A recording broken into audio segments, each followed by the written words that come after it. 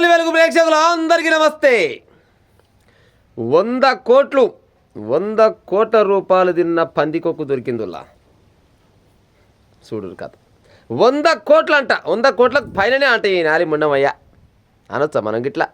ఏం అనొచ్చు అనొద్దు, మరి నేనైతే అనాలనిపించింది అన్న. 100 కోట్ల రూపాయలంట. కష్టం చేసుకొని బతుకుదామంటే పని కూడా దొరికే కానలేదు కొంతమందికి. కష్టం చేస్తే కనీసం చేసిన కష్టం కూడా చేతికి వస్తలేదు కొంతమందికి. గీడికి మాత్రం ఏకంగా 100 కోట్ల రూపాయలకు పైననే సంపాదించిండట. యాడికెళ్ళి సంపాదించిండు, ఎంత తెలివి చేసిండు, మరి ఏం కష్టం చేసిండే? ఏం కష్టం లేదు, లొటపీసి లేదు. మందిని ముంచిడు అంతే.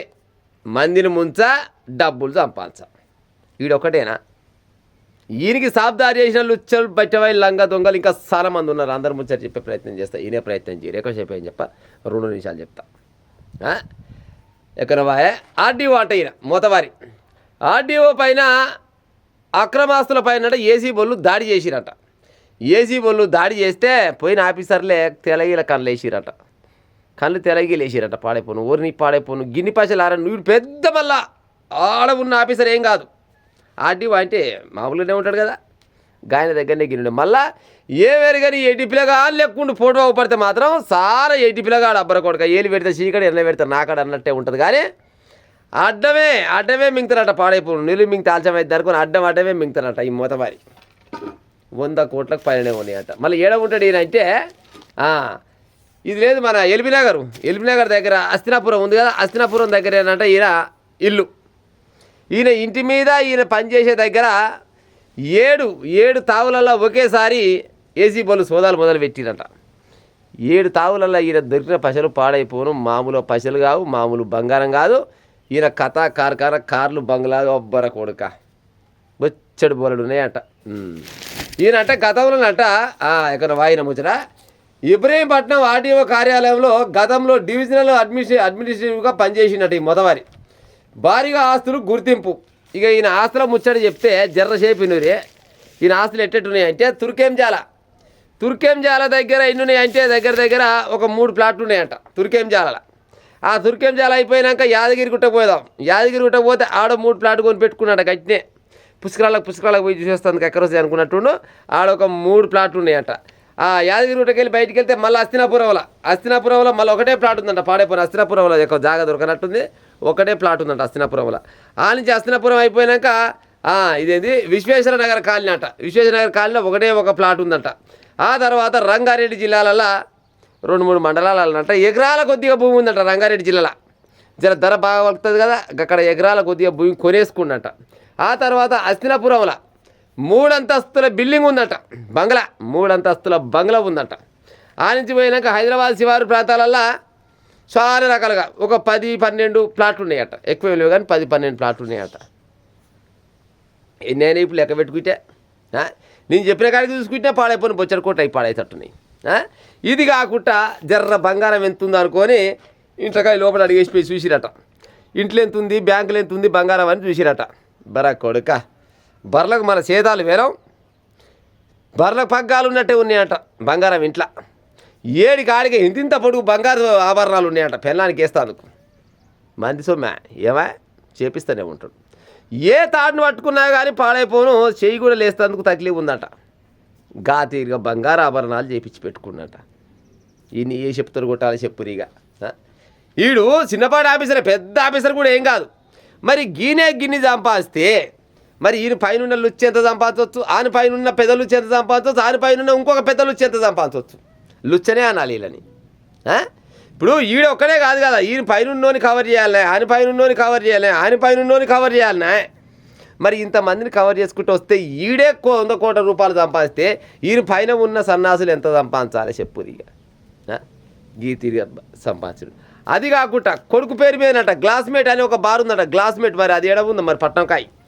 ఆ గ్లాస్మేట్ బార్లో 1 కోటి రూపాయల పైననే పెట్టిండట అలా పెట్టుబడి కొడుకు పేరు మీద. కొడుకు కూడా ఒక దారిలో పడాలి కదా, కొడుకు కూడా ఒక దారి చూపించిండు. ఆయనకు 1 కోటి రూపాయల పైన పెట్టి ఒక కాడ పెట్టుబడి పెట్టిండట.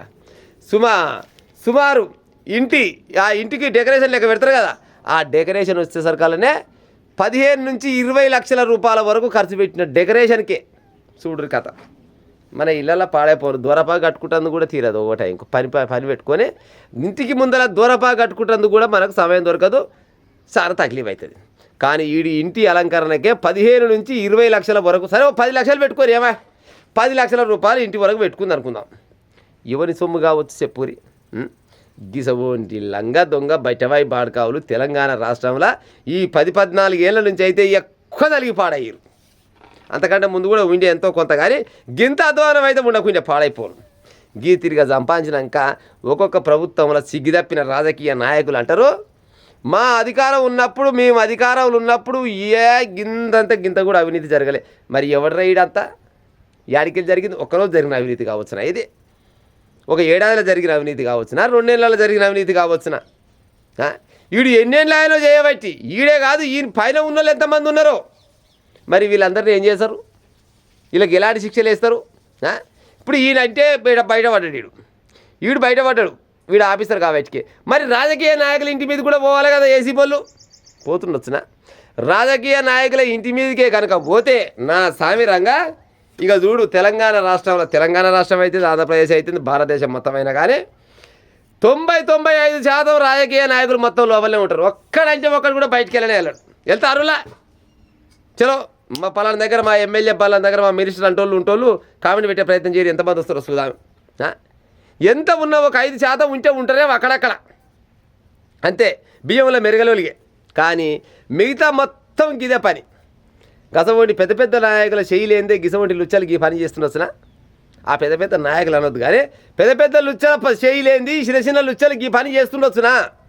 మరి గిట్ట తలిగిరి ఎవరినాయన తెలంగాణ రాష్ట్రం మీద అడ్డంగా ఈ మేస్తూరు పందికొక్కల కంటే హీనంగా. పందికొక్కలు కూడా గిని బియ్యం మేకుండొచ్చు. గింతగానం పెన్లానికంట నగలు పాడైపోను చూస్తే అవపడుతున్నారు. మీకు స్క్రీన్ మీద చూపిస్తారు మామూలుగానే పసలతాళ్ళు ఉన్నట్టే ఉన్నాయి పెన్లానికి. మరి కనీసం ముక్కుపుల్ల కూడా గతి లేదు. తెలంగాణ రాష్ట్రంలో చాలా మంది మహిళలకు ముక్కుపుల్ల లేని వాళ్ళు కూడా లక్షల మంది ఉండొచ్చు ఇప్పటికి. ఉన్నారా లేరా? మరి వాళ్ళకి ముక్కుపుల్ల లేకపోయా? మరి నీకు మొత్తం పైనుంచి మొదలుపెట్టి అరికాల దాకా బంగారమేనా? యాడికెళ్ళి వచ్చిందిరా?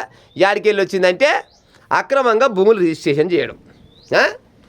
ఏదన్నా లావైన పట్టున్నా, ఏదన్నా పొరంబోకి భూమి ఉన్నా, పలానా కాడ భూమి ఉన్నది ఏం చేద్దామంటే ఏం కాదు, నీకు నేను పట్టుకరా పో, నేను చేసి పెడతా అంటారు. గట్ట రిజిస్ట్రేషన్ చేయించి ఉన్నదానికి లేని దానికి ఉన్నది ఆడేమైనా తీసుకొస్తే గిది కాదు ఇంకోటి కావాలి ఇంకోటి కావాలి ఇవన్నీ కాదు, కానీ నా చేతులు ఏమైనా పెడితే పని అయిపోద్ది అని కోట్ల రూపాయలు, లక్షల రూపాయలు కమాల్చుకొని పక్కకేసుకొని ఇవాళ దొరికితివి. మళ్ళీ భూమి మీద ఎట్ట బతకపోతే అవుతారా? సిగ్గు తప్పినాడు నీకు కాదు, నీకు సోపత్ నీకు సాబ్దారి చేసిన వాళ్ళకి కానీ, గతంలో దొరికిన వాళ్ళకి కానీ. ఈ మధ్య కాలంలోనే ఈ 5-6 నెలల నుంచి, సరే ఒక సంవత్సరం పెట్టుకుందాం, సంవత్సరం నుంచే నేను చదివిన ఈ వార్తలే దగ్గర ఒక 100 కోట్లు 2 కోట్లు 1000 కోట్లు ఆడంగీడంగా ఓ 2-3 వేల కోట్ల రూపాయల ముచ్చట చదవచ్చు నేనే. మరి 2-3 వేల కోట్ల రూపాయల ముచ్చట చదివిన అక్రమంగా దొరికిన పైసలని మరి ఇవన్నీ గవర్నమెంట్ ఖజానాలో పడవచ్చునా? మరి వీళ్ళందరికీ ఉరి శిక్షలు పడవచ్చునా? లేకపోతే యావజ్జీవ కఠిన కారాగార శిక్షలు పడవచ్చునా? ఎలాంటి శిక్షలు పడవచ్చు వీళ్ళందరికీ? వీళ్ళకి ఎటువంటి శిక్షలు పడుతున్నాయి ఎవరికి తెలియదు, పాడైపోను. వీళ్ళకు శిక్షలు వేస్తోళ్ళు లేకుండొచ్చు, వీళ్ళని పట్టుకొస్తోళ్ళు ఎక్కువ ఉండొచ్చు, పాడైపోను. ఎందుకంటే మళ్ళీ బయటికి వెళ్ళినాక ఈయనతో చాలా పని ఉంటుంది కదా. మా అంటే ఒక 1 కోటి రూపాయలు పెడతాడు, బయటికి వెళ్తాడు. మళ్ళీ ఏం చేస్తావు అంటే మళ్ళీ 6 నెలలు తిరిగినాక మళ్ళీ ఇన్ని పట్టుకుంటే ఓడ బయట పోయి చిన్న సంధిస్తాడు, మళ్ళీ వచ్చి మళ్ళీ ఉద్యోగం చేసుకుంటూనే ఉంటారు. మళ్ళీ ఉద్యోగం చేసి ఏం చేస్తారంటే మళ్ళీ గిసోని పని చేస్తారు. మరి దీనికి అంతం ఏడ ఉండొచ్చు, పాడైపోను. అంతం ఏడ ఉండదు. ఎందుకు అంతం ఉండదంటే అవినీతి రాజకీయ నాయకులు ఉంటిరి, అవినీతి అధికారులు ఉంటిరి, లంచాలు ఇస్తే అందుకు లంగలు దొంగలు మస్తుగా ఉంటిరి, పాడైపోను. మరి ఇక ఏడికెళ్ళి ఉంటే చెప్పురి. ఇకనన్నా మేలుకొని దీని శాఖ ఓళ్ళు ఉన్నారో దీని వెనకంగా ఉన్న ప్రభుత్వ అధికారులు వాళ్ళు ఉంటే ఇసోటి లుచ్చలనంతా కొనబోయి లోపలేసి బయటికి వెళ్ళకుండా చేసి మళ్ళీ ఎవడన్నా గిసోటి పని చేస్తే ఒక్కొక్కని ఈ చింతపండు అయిద్దని చెప్పి వాళ్ళు దోసుకున్న సొమ్మంతా తీసుకొచ్చి గవర్నమెంట్లో కలిపి కలిపిన గిన్ని కోట్లు రికవరీ చేసినామని ఒకనాడు పేపర్కి ఇవ్వరాదు. ఏమా ఒకనాడు పేపర్కి ఇవ్వాలి. ఇప్పటిదాకా చాలామంది ఓడు 100 కోట్లు, ఓడు 50 కోట్లు, ఓడు 200 కోట్లు, ఓడు 400 కోట్లు, ఓడు 1000 కోట్లు, కోట్ల రూపాయలు మింగితిరి జనాల సొమ్ముని. ఈ సొమ్మంతా తీసుకొచ్చి గవర్నమెంట్లో కలిపి ఏదైనా సంక్షేమ పథకానికో ఉపాధికో పెట్టే ఉపాయం చేయరాదు. ఏమా ఇసోటి లంగా దొంగ బచ్చవాయి పాడుకావులు ఎవడన్నా గచ్చినే ఎప్పుడన్నా లంచాలు అడతానంట 1064 నెంబర్ కంట ఫోన్ చేయాలంట. 1064 నెంబర్కి ఫోన్ చేస్తే ప్రభుత్వ అధికారంటోడు ఎవడైనా కనుక ఉండి లంచాలు అడిగితే ఆ 1064 కొడితే ఆ ఏసీ బొల్లు వచ్చంట జనాలకు మర్యాద చేస్తారంట. మా అమ్మగాని ఈ నెంబర్ని గుర్తుపెట్టుకొని గాలకంట ఫోన్ చేసే ఉపాయం చెయ్యి.